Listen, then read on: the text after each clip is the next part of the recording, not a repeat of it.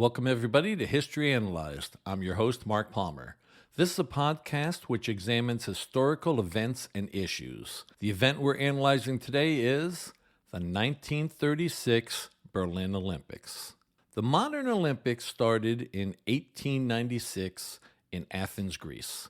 In the late 1800s, when the international community decided to recreate the sporting spectacle of ancient Greece, it was easy to select Athens as the first location. It was decided that the Olympics would be held every 4 years. For this episode, I'm only going to be discussing Summer Olympic Games. It's not that the Winter Olympics do not count, they just don't relate to today's topic. Most people don't realize this, but Nazi Germany also hosted the Winter Olympics in 1936 in the German town of Garmisch-Partenkirchen. 1936 was the last year in which the same country hosted both the Summer and Winter Olympics. Today's episode is just focusing on the Summer Games because that is where all the controversy occurred. After the 1896 Games in Athens, the next Olympic Games were held in 1900 in Paris. Then the Olympics were moved to the U.S. for the 1904 Games. Here's a good trivia question to ask people. Which U.S. cities have hosted Summer Olympic Games? Most people come up with Los Angeles, which has hosted the Olympics twice, in 1932 and 1984. And if you were born before 1990, you probably remember Atlanta hosting the Games in 1996. But hardly any Americans can identify St. Louis as an Olympic host city. That's right, St. Louis. In 1904, St. Louis not only hosted the Olympics, but also a World's Fair. It was commemorating the 100th anniversary of the Lewis and Clark expedition. Getting back to today's topic of Berlin as an Olympic city. Berlin was scheduled to host the Olympics in 1916. Unfortunately for humanity, World War I broke out in the summer of 1914 and continued until November 1918. As a result, there were no Olympics in 1916. After World War I, the Olympics picked up again in 1920 in Antwerp, Belgium, 1924 in Paris, and 1928 in Amsterdam in the Netherlands. Although in those days, people just said Holland. In 1931, 1 year before the Los Angeles Olympic Games,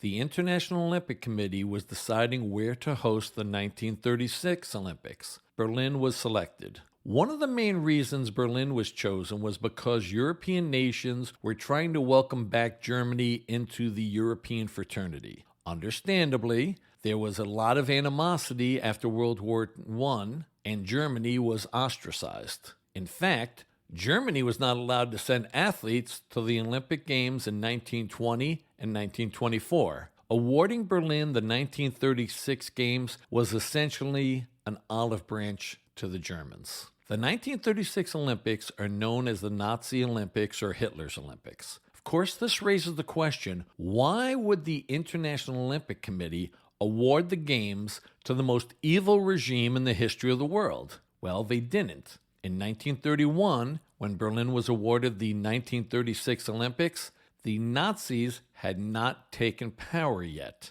Although the Nazi Party existed and held seats in the Reichstag, which was Germany's parliament, they did not really gain control until Hitler became Chancellor of Germany on January 30, 1933. And without going through the entire history of how the Nazis gained control of Germany, the point of no return occurred on March 23, 1933, when the Reichstag passed the Enabling Act. In short, the Enabling Act gave Hitler absolute power. The point is, Berlin was awarded the Olympics in 1931, and the Nazis did not gain power until 1933. When Hitler became dictator, he did not want to host the 36 Olympics. Unfortunately for the world, Hitler's propaganda minister was an evil genius named Joseph Goebbels. He was a despicable person, but regrettably was incredibly effective directing the Nazis' publicity and disinformation programs so as to inspire a country of 70 million people to commit the most heinous crimes in history. Joseph Goebbels understood what Hitler did not, that the Olympics would be an unbelievable opportunity to show the world how great Nazi Germany was and all of that racial superiority insanity that they were spewing. Goebbels convinced Hitler of his evil vision, and Hitler allowed the games to proceed. After the Nazis gained power, there was a growing movement in the United States to boycott the Berlin Games. A lot of people thought that the U.S. and the other democracies should not go to Germany and validate a regime which turned out to be the worst in history. Those of us who were baby boomers remember when the U.S. boycotted the 1980 Summer Olympics in Moscow. The reason for that boycott was because the Soviet Union had invaded Afghanistan in December 1979. 64 other countries followed the American lead and boycotted the Moscow Games. But several U.S. allies chose to send teams to Moscow, including the UK, France, and Italy. In retaliation, the Soviets and most of their satellite states of Eastern Europe boycotted the 1984 Games in Los Angeles. As a resident of Southern California then and now, I attended the 1984 Games in LA. They were a smashing success, and nobody missed the Soviets and their underlings. Getting back to the Berlin Olympics, various politicians, people from academia, civil rights groups, including the NAACP, and others urged the boycott of the 1936 Olympics. Why were they asking for a boycott? The Nazis had not yet committed their worst crimes of unleashing a world war and the horrors of the Holocaust. These atrocities by the Nazis were still in their despicable future. But enough was already known about Hitler and his government for people to want to boycott any perceived validation of the Nazis. Hitler and his henchmen had never hid their ghastly agenda. First of all, he spelled it out in his insane manifesto, Mein Kampf, which was published in 1925. Second, even with the spotlight of the world focusing on Germany because the Olympics would be held the following August, the Nazis enacted the infamous Nuremberg Laws in September 1935. What were the Nuremberg Laws? They were called the Nuremberg Laws because these appalling statutes were passed during a special session of the Reichstag, the German parliament, during the annual Nuremberg rally of the Nazi Party. There were two acts passed as the Nuremberg Laws: the Reich Citizenship Law and the Law for the Protection of German Blood and German Honor. Essentially, these laws codified the depraved feelings of the Nazis that Jews in Germany were different and therefore not really citizens. It didn't matter if a person was born and raised in Germany and their family had lived in Germany for generations. Only members of the so-called Aryan race were true Germans. I won't go into what makes somebody an Aryan because, frankly, it's insane. All you need to know is that it was a core concept of the Nazis' racist ideology. The Nazis had been professing this absurdity of Jews being an inferior race. Now they had enacted laws which said as much. The Nuremberg Laws set out definitions defining who was considered Jewish. As a result, Jews were forbidden to marry Aryan Germans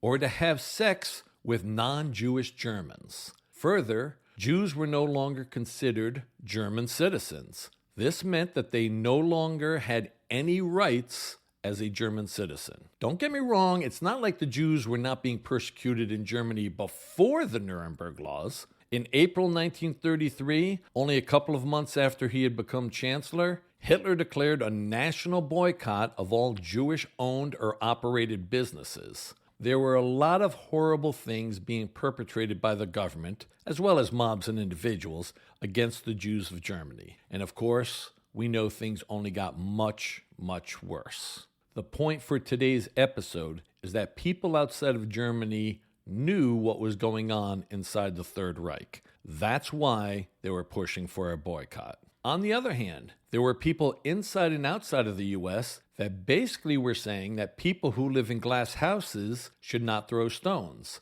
Race relations in 1930s America were not great, to say the least. This was the height of Jim Crow laws. This meant that racial segregation was the actual law of the land in many states, with black citizens being prohibited from certain schools and other public facilities. A few moments ago, when I was talking about the Nuremberg laws, making it illegal for Jews in Germany to marry non-Jewish Germans, I'll bet you were aghast. Well, until the case of Loving versus Virginia was decided in 1967, many American states outlawed interracial marriage. In the Loving case, a unanimous Supreme Court struck down state laws which banned marriage between individuals of different races. And what about sports? Jews in Germany were banned from participating in the Olympics. This seems very familiar to blacks in American sports at that time. Most people know that blacks were excluded from playing Major League Baseball until Jackie Robinson broke the color barrier with the Brooklyn Dodgers in 1947. Most people don't know that blacks were banned from playing in the NFL from 1934 through 1945. That's right. For 12 years, NFL team owners refused to have any black players. The NFL did not reintegrate until 1946. Against this backdrop, how did the U.S. end up sending a team to Berlin for the Olympics? In 1933, the president of the American Olympic Committee, Avery Brundage, said, "The very foundation of the modern Olympics revival will be undermined if individual countries are allowed to restrict participation by reason of class, creed, or race." This worried Nazi propaganda minister Joseph Goebbels. The Americans were considered to have the strongest Olympic team, and if they boycotted the Berlin Games, it would be a blow to the prestige that the Nazis were seeking. So in 1934, Avery Brundage was invited by the Nazis to come and see for himself that all the terrible rumors about Germany were not true. The American Olympic Committee president went to Berlin in 1934 and was treated to a very sanitized version of Nazi Germany. Goebbels did an excellent job of hiding the atrocities of the Third Reich. The anti-Jewish signs and banners were taken down. The notorious Nazi brown shirts, who were usually busy physically abusing Jews and preventing non-Jewish Germans from patronizing Jewish businesses, were kept out of sight. Avery Brundage even got to meet some German Jewish athletes who told him that everything was fine and they were being treated fairly. Of course, the only reason these athletes complied was because of threats to them as well as their families if they did not tell the American envoy exactly what the Nazis told them to say. When he returned from his perfectly choreographed tour of the Third Reich, U.S. Olympic Committee head Avery Brundage stated that Jewish athletes were being treated fairly. On September 26, 1934, Brundage announced that the American Olympic Committee officially accepted the invitation to participate in the Berlin Olympics. Brundage had done a 180-degree turn from his 1933 opposition to the Nazis. In essence, he became a spokesman for the German government in the U.S. Probably the worst comment by Avery Brundage after his return from his Joseph Goebbels scripted tour of Germany was when he stated the following: "Certain Jews must understand that they cannot use these games as a weapon in their boycott against the Nazis." Utterly disgraceful. Brundage labeled the anti-Olympic campaign a Jewish communist conspiracy. We have to presume that Joseph Goebbels was thrilled by such comments. Although he was president of the American Olympic Committee, Avery Brundage did not have the sole power to decide whether the U.S. participated in the Berlin Games. The AAU, the American Athletic Union, organized and ran the U.S. Olympic trials. The AAU had been founded in 1888 and managed many sports in the 20th century so as to give it a controlling influence in the American Olympic Committee in the 1930s. In 1934, a former New York judge named Jeremiah Mahoney became president of the AAU. And who was Mahoney's predecessor? Avery Brundage. Mahoney advocated a boycott of the Berlin Games. Mahoney and Brundage led the two sides of the boycott debate. In August 1935, an anti-Nazi rally of 20,000 people packed Madison Square Garden in New York City. One of the demands from that rally was that the U.S. refused to go to the Berlin Games. In December 1935, the AAU met at the Commodore Hotel in New York City, and in a close vote, the delegates elected to participate in the Berlin Games. There had been discussions about a possible boycott from Canada, France, Britain, but once the Americans announced that they would go to the Berlin Games, the other democracies decided to participate in the 1936 Olympics.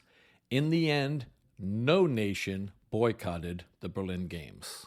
The Nazis knew how to put on a spectacle. The Germans built incredible facilities for the 1936 Olympics. It was a brand new 100,000-seat stadium, which was very impressive. All of the sports facilities were brand new. They built a spanking new Olympic village to house the athletes. Los Angeles 1932 was the first Olympics to have an Olympic village, but in 1936 the facilities were considered opulent for the time, and the dining halls were considered top rate. In addition to the new facilities, the city of Berlin was cleaned up. All of the anti-Jewish signs and posters were removed. The Germans painted most buildings in Berlin, as well as a lot of the buildings outside of the city that faced the railroad tracks into Berlin. Most people don't realize that the Nazis had two private armies. The original was the SA. They were the infamous brown shirts. The second private army was the SS in their all-black uniforms. During the course of the Olympics, Goebbels ordered that all of the paramilitary thugs were to dress in civilian clothes and not wear their Nazi uniforms. Although the threatening Nazi uniforms were kept out of sight, Nazi flags were everywhere. Olympic flags and the swastika flags were hanging from practically every building in Berlin. The cleaned-up Berlin and all of the pomp and circumstance of the Olympics had to be recorded for posterity. The Berlin Games were filmed by Hitler's favorite director, Leni Riefenstahl. She was very skilled and made an impressive movie called Olympia, actually released in 2 parts, which showcased the Berlin Games. Her most famous movie was Triumph of the Will in 1935. It is considered an absolute masterpiece of indoctrination. That movie depicts the 1934 Nazi Party rally in Nuremberg in dramatic and patriotic scenes which glorify Hitler and the Nazis. If you have not seen it, I would highly recommend it because it is the best depiction of how the Nazis brainwashed the German people into committing such horrible depravities, including genocide. Although she was a true believer in Adolf Hitler, Leni Riefenstahl was fair in her depiction of the Olympic Games. She got into several fights with Joseph Goebbels regarding Jesse Owens. I'll describe in a little bit how Owens dominated the 1936 Olympics. Goebbels did not want Owens featured in a Nazi movie about the Olympics. Although the Jews were the #1 people on the Nazi hate list, the Nazis were very inclusive. And by inclusive, I mean that they could hate just about everybody. Roma, gays, it's a long list. But definitely on that list were blacks. The idea of showcasing a black American in a German movie was something that Joseph Goebbels could not tolerate. But to her credit, Leni Riefenstahl argued that Jesse Owens was the star of the games and had to be prominently featured in her movie. The main reason that she got her way and included a lot of footage of Jesse Owens is because she was one of Hitler's favorites. Don't get me wrong, it's not like Hitler interceded in this dispute and said, go ahead and feature a black American athlete in a Nazi-made movie. It's just that Leni Riefenstahl was secure from the wrath of people like Joseph Goebbels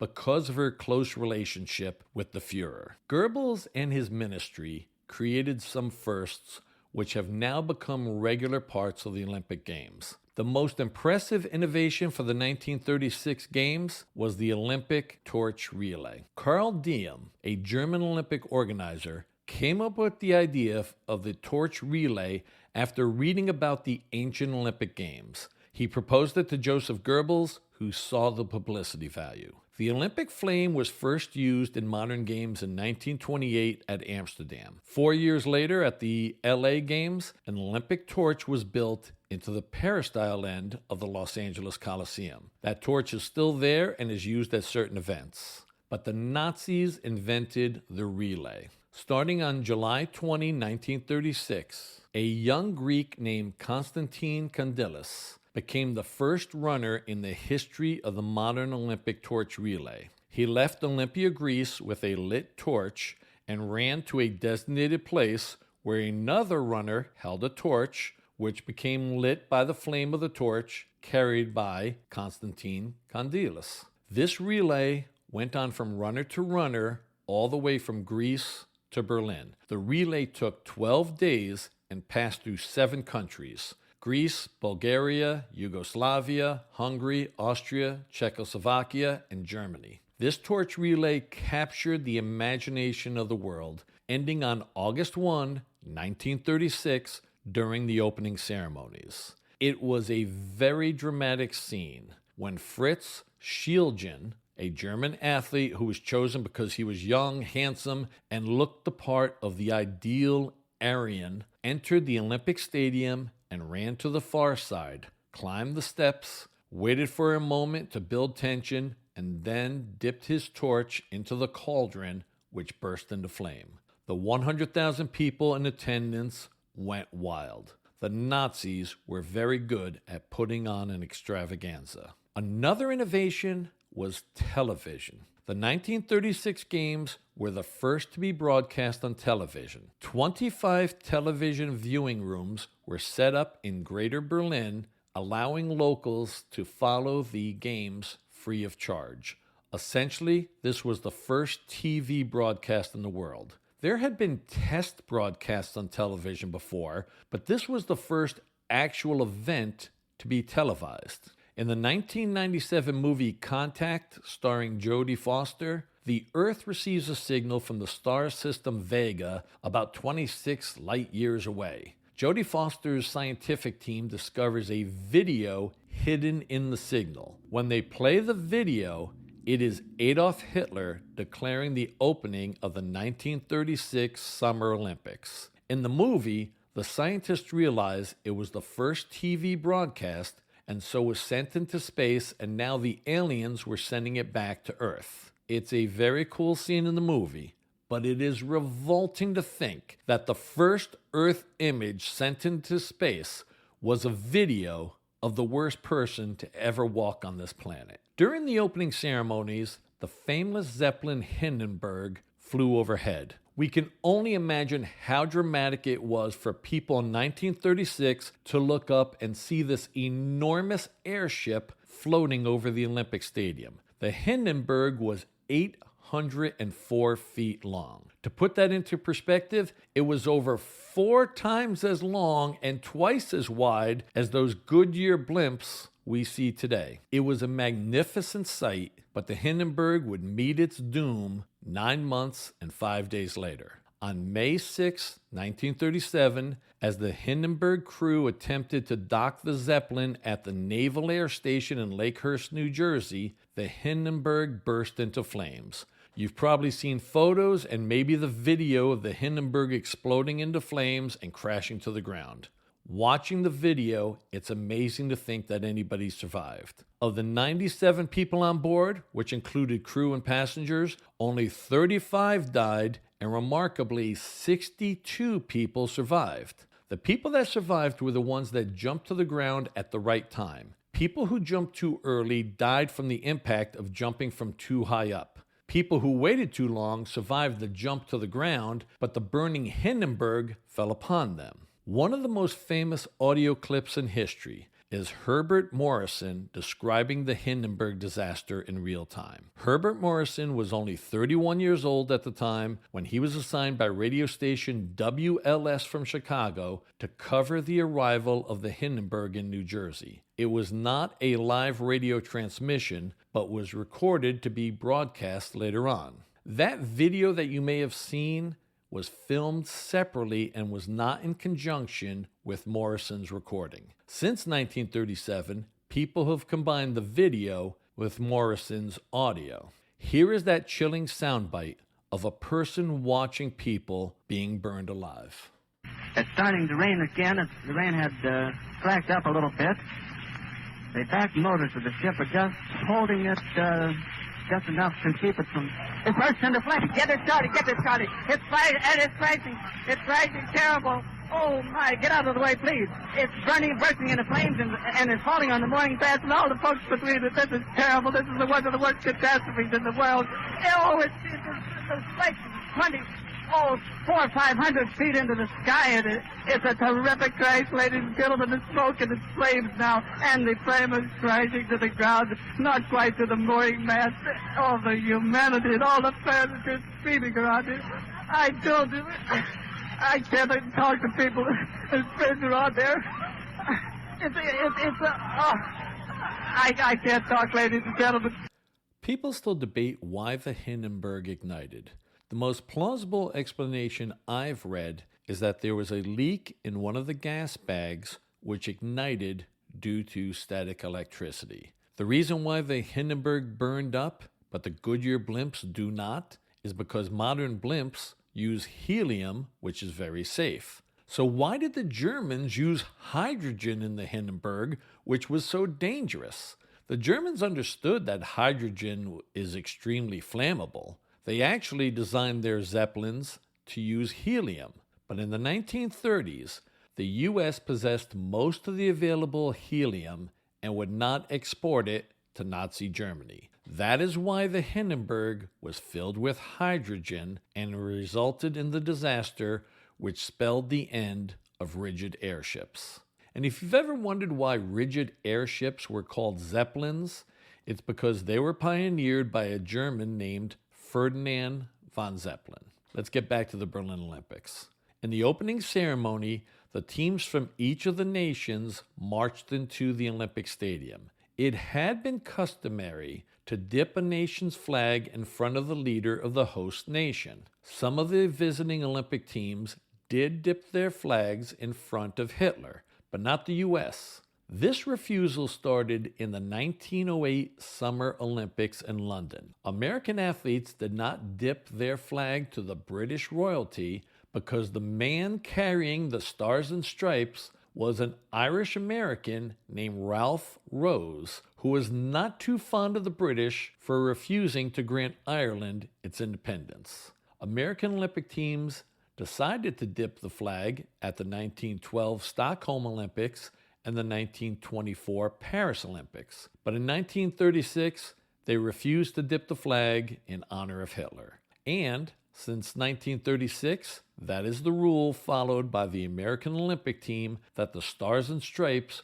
are not dipped to any foreign leader. The French were incredibly popular with the German spectators at the opening ceremonies because they dipped the tricolor to Hitler, and they also seemed to give him the Nazi salute. I'll explain this in a moment. But first, a little background of the animosity between France and Germany at that time. The two neighbors had fought two large and fairly recent wars against each other. The Western Front in World War I involved the British and later the Americans, but mostly pitted the German army of the Kaiser versus the French army. Before that, there had been the Franco-Prussian War of 1870 to 1871. Up until 1870, there was no unified country of Germany. There were many Germanic states that were separately governed. It's kind of like if the U.S. was not a consolidated country, but consisted of 50 separate nations. Prussia was by far the most powerful of these Germanic countries. A coalition of German states joined with Prussia against France in 1870. The Prussian-led coalition of Germanic states defeated the French and occupied Paris. And in one of history's biggest examples of one country telling another country, screw you, the German Empire was proclaimed on January 18, 1871, in the Hall of Mirrors at the Palace of Versailles. Otto von Bismarck, the the man who had engineered the consolidation of the separate German states into one unified country of Germany, arranged for the ceremony to occur in the former palace of Louis XIV as a way to stick it to the French. I gave you this background to show why there was so much animosity between the French and the Germans leading up to the Berlin Olympics. This is why the 100,000 spectators in the Olympic Stadium, who were mostly German, were so shocked and pleased that the French not only dipped their flag to Hitler, but seemed to give him the Heil Hitler salute. We've all seen enough videos of the Germans with their right arm outstretched, approximately a 45-degree angle from horizontal with the ground, as they would yell, Heil Hitler.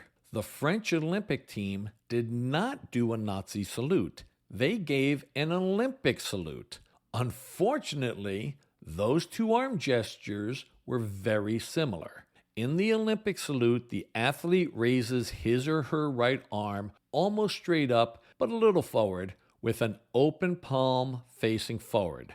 Except for the angle of the arm, this is almost like a Nazi salute. Both the Olympic salute and the Nazi salute were based on an alleged salute by the ancient Romans. And before the Nazis embraced it, Benito Mussolini adopted the gesture as a fascist salute in Italy. So the Italian fascists, the German Nazis, and the Olympic athletes all based their salutes on the ancient Romans. But did the Romans actually salute in that manner? There's an ongoing dispute among historians on this question, but it appears that the Romans did not do this. There are no references in any of the existing texts from the Romans referencing any type of salute, and we do not have any existing artwork from the ancient Romans showing such a salute. It is believed that the supposed Roman salute came from a 1784 painting by Jacques-Louis David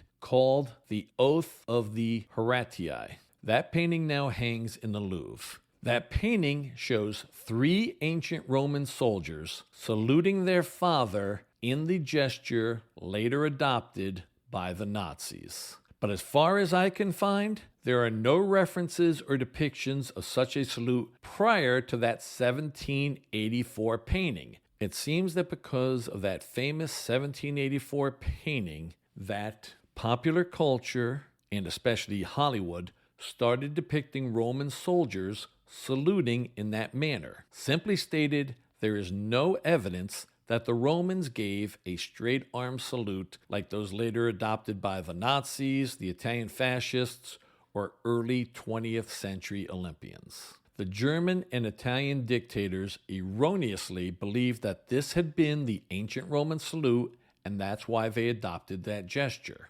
Anyway, the Olympic salute existed long before Hitler came to power. It was certainly very popular in the 1920s. The official posters for the 1924 Paris Olympics showed several shirtless men giving the Olympic salute. In the opening ceremonies of the Berlin Olympics, the French athletes were giving the Olympic salute, but the German spectators thought that the French were giving a Heil Hitler to the Führer. This is why the French delegation received such enthusiastic applause from the Germans in the stands. By the way, in addition to not dipping their flag to Hitler, the American athletes also did not give Hitler any type of salute. They simply removed their hats and placed it over the left side of their chests. It's time to discuss the actual Olympic events.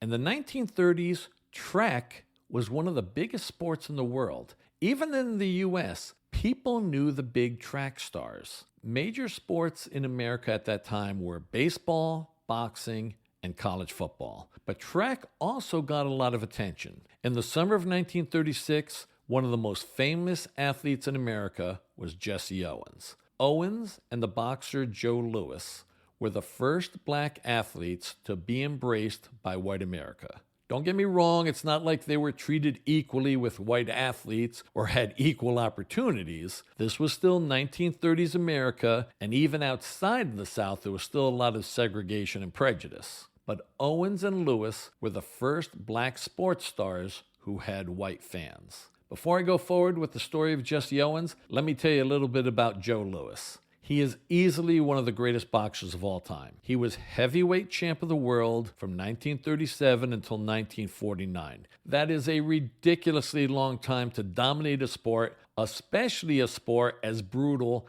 as boxing. He was born in Alabama, but his family joined the Great Migration North, and his family settled in Detroit. His real name was Joe Louis Barrow, but when he started boxing, he dropped the last name and just went by Joe Louis. Supposedly, this was so his mom did not discover that he was boxing. Joe Louis ties into today's episode because on June 19, 1936, at Yankee Stadium, he fought and lost in a knockout to German boxer Max Schmeling. Schmeling is a very sympathetic character. He was not a Nazi, just the opposite. He hid Jews in his home, especially on Kristallnacht, the night of broken glass. And if you are unfamiliar with that tragic event, it was an orchestrated wave of violence against Jews throughout Germany on November 9, 1938. And hiding Jews from the Nazis was no small thing. If Schmeling had gotten caught,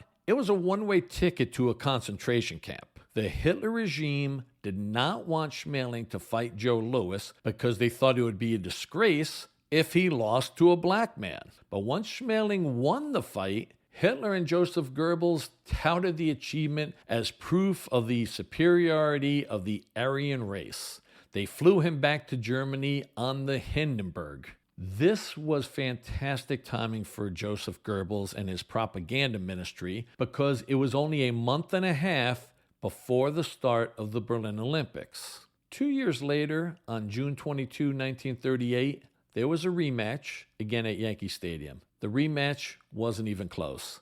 Joe Louis knocked out Schmeling in the first round. Not surprisingly, Hitler and Goebbels were disgusted with Schmeling for losing to Joe Louis. He was shunned by the Nazi government. When the war broke out, even though Schmeling was above the draft age, the Nazis made sure that he was drafted and put into the paratroopers because that was considered the most dangerous part of the military. The Nazi hierarchy did not think that they could just send Schmeling to a concentration camp or kill him because he was too popular with the German public. But if he died in battle, that would solve all their problems. During the war, Schmeling injured his back and was unfit for further duty and ended up surviving the war. After the war, he became a successful businessman running a Coca-Cola bottling company in Germany. He remained lifelong friends with Joe Louis.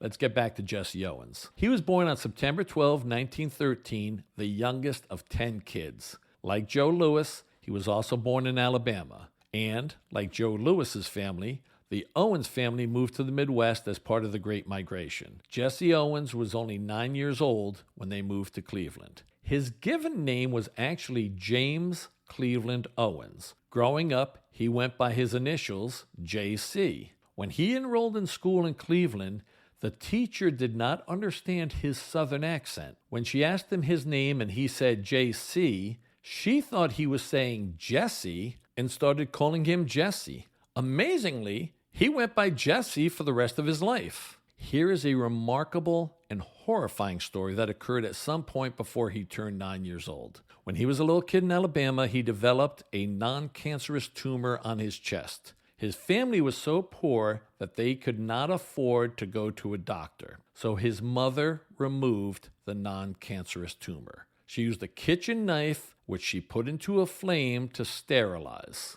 There was no anesthetic. This young boy had to stay still, lying on his bed and biting on a belt while his mother literally cut out this tumor. Obviously, this was horrible for Jesse, but imagine how terrible this was for a mother to have to perform surgery on her child.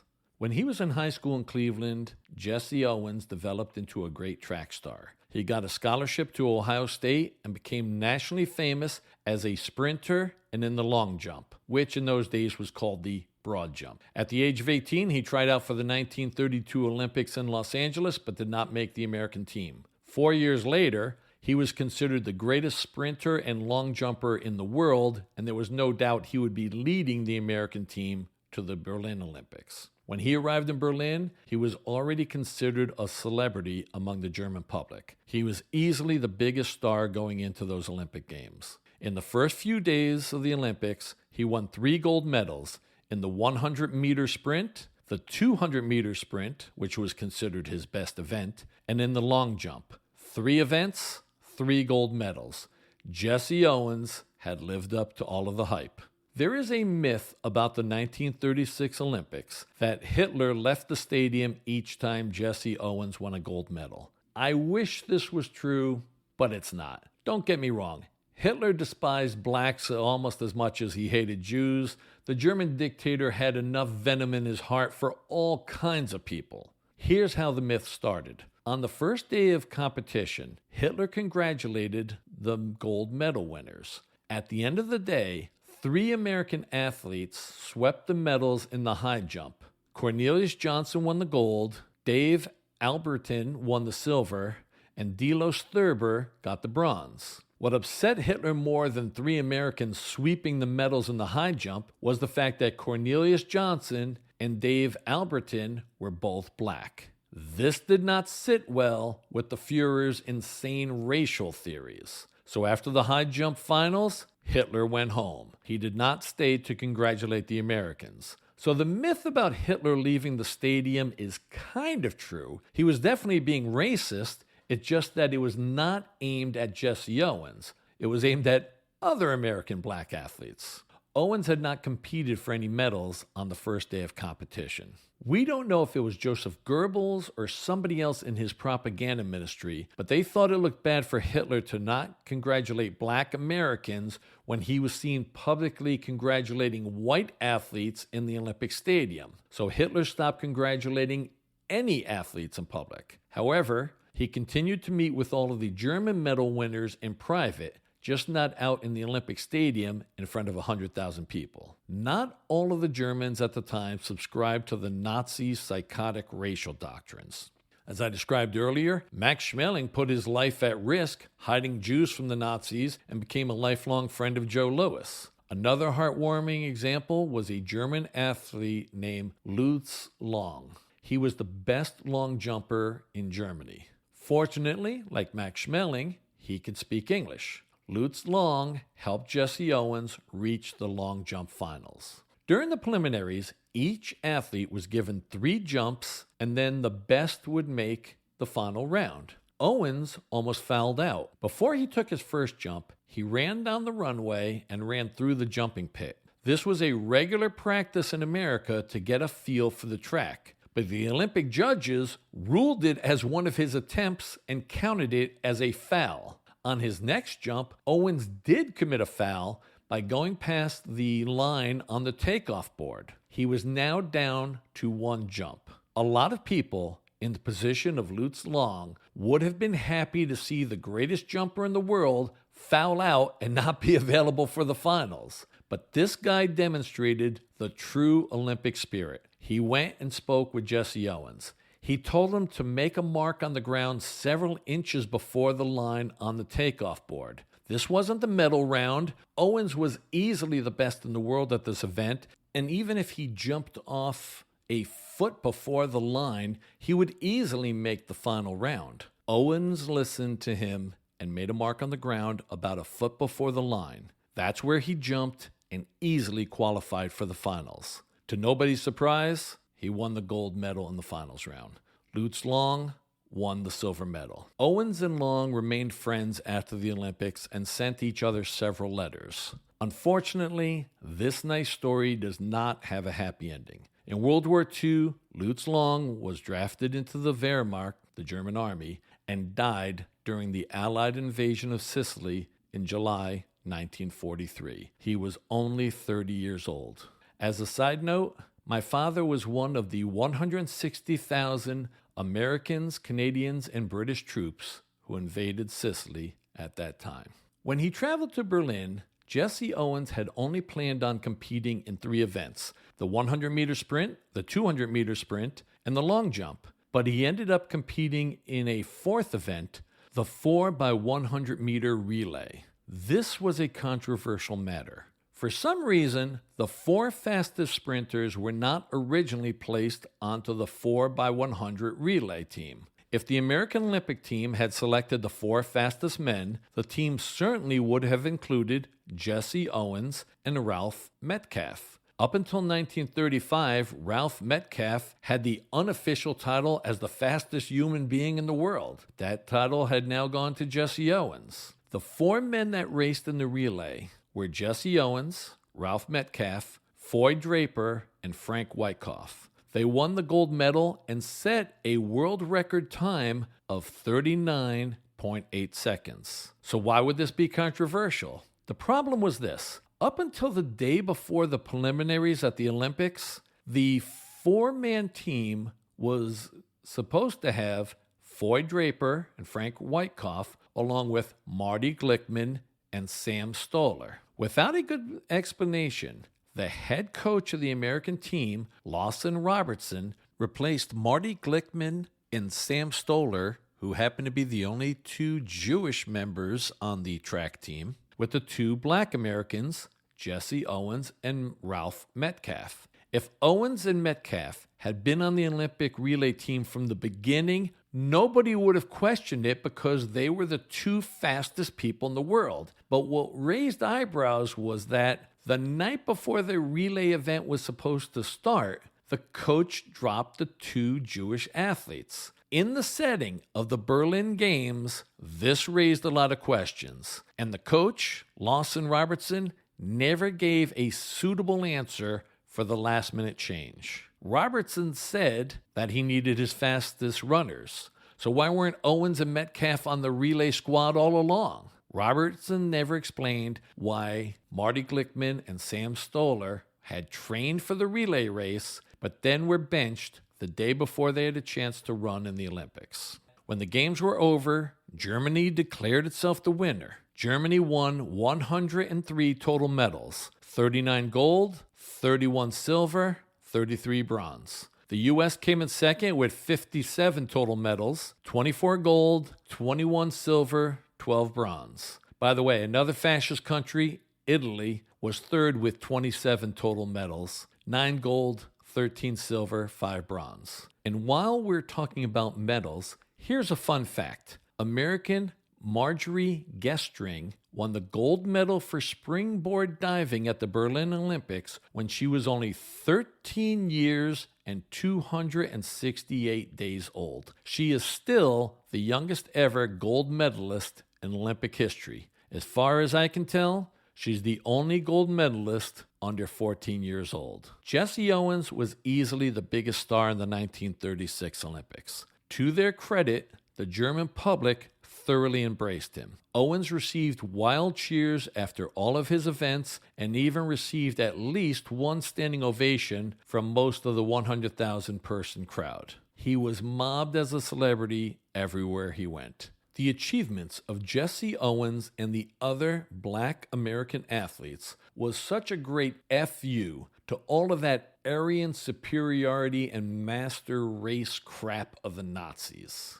After Hitler, Joseph Goebbels was one of the 2 or 3 next worst possible people in the Nazi hierarchy. When Hitler and his bride of one day, Eva Braun, killed themselves in the bunker under Berlin as the Red Army was closing in at the end of World War II on April 30, 1945, Goebbels and his wife decided that they did not want to live in a world without National Socialism. So the day after Hitler killed himself, Mr. and Mrs. Goebbels committed suicide as well. But first, they poisoned their 6 young children. So what were the results of the 1936 Berlin Games? On one hand, Jesse Owens turned in arguably the most famous Olympics performance in history.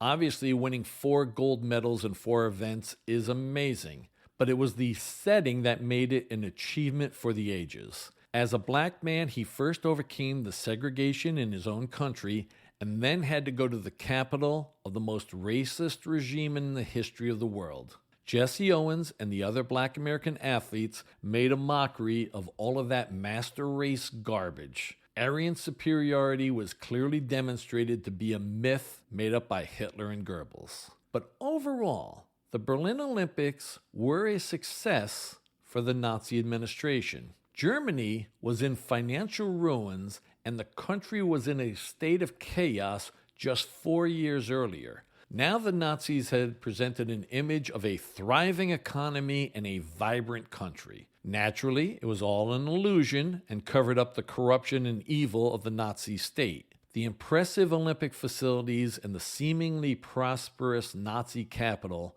did not fool everybody. Writing from Berlin, Canadian journalist Matthew Halton wrote in the Toronto Daily Star on August 11, 1936. You may not appreciate your democracy now, but someday you will. If you had been with me last week and seen fine men who had been completely broken on the fascist wheel, you would know whereof I speak. But unfortunately, Hitler and Goebbels had duped a lot of the world into thinking that the new Germany was energetic and flourishing. This was perfectly summed up in a story from the New York Times in August 1936 with the headlines, Olympics Leave Glow of Pride in the Reich. The New York Times informed Americans that the Berlin Olympics were the biggest athletic games ever held, the most largely attended, the best organized, the most picturesque, and the most productive of new and startling records, and had even made the Germans more human again. Of course, this positive image of the Third Reich did not last because just 3 years later, Hitler and his despicable accomplices plunged the world into a war which cost approximately 60 million lives, all while committing the worst extermination program in history known as the Holocaust. That's it for today. Please subscribe to this podcast. Please like this and my other episodes. Ratings and likes greatly help with the algorithms that determine the placement of podcasts on particular apps. So if you're listening on a podcast app like Spotify or Apple Podcasts, which allow for ratings, I would greatly appreciate a 5-star rating. Some apps allow for reviews, and I would also love to get a nice review from you guys. Please tell your friends, relatives, coworkers. Word of mouth is by far the best way to increase the audience for this podcast. Check out my website, historyanalyze.com, where you will find links to my podcast episodes, as well as fun items for history geeks. Thank you for listening. Catch you next episode.